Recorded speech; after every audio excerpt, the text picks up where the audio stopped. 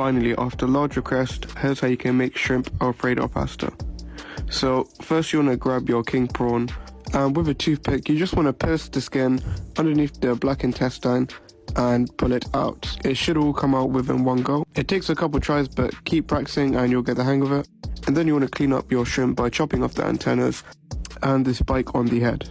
And now we can move on to our prep. You want to chop up some parsley and then thinly dice some shallots. Just one is enough. And then you want to thinly slice some garlic cloves. I did about 3 or 4 cloves.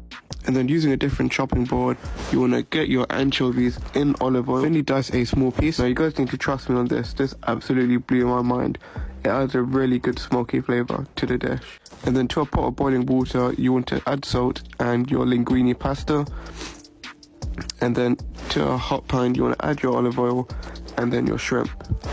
Give that a toss, and after about literally 1 minute, you want to turn them over before they start to shrivel up into a circle. This means it's overcooked. Now guys, another important thing, do not clean that pan. That is full of flavour. Notice how I keep a pot full of starchy water, and then I add my shallots, a bit of the oil from the anchovies, and some butter. Stir that around to brown the shallots, and then you want to add your garlic and your anchovies, and then some of that chopped parsley, and then you want to freshly squeeze about half a lemon. Give that another stir, and if it gets too dry, add a bit of that starchy water.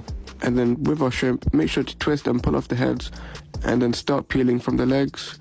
Now another important thing, add the heads to the onions. This adds a lot more flavour. And then after all the moisture is gone, you want to remove the heads, add about 200 milliliters of double cream, and then you can add your prawns. I added a bit of dried basil and some crushed chili flakes, and then a bit of oregano, and that's literally all the spices we need. Of course, you need to add some grated Parmesan cheese. And then after about 10 minutes of boiling, you want to add your linguine pasta and stir that in, and it should loosen up any of the stuck linguine pasta that have clumped together. And there you have it guys. Place the shrimp on top along with your chopped parsley, and then you want to plate it up. Add your prawns on top and sprinkle a bit of parsley. Guys, it may not look like much, but it sure packs a punch. The amount of flavour in here is unbelievable. Make sure to try this out, like and follow, and let me know what to cook next.